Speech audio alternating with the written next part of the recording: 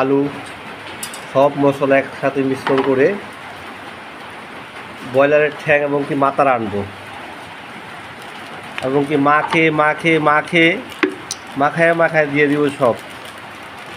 আপনারা দেখুন এই যে সয়াবিন তেল দিতেছি, মাখায় সব দিয়ে দিব।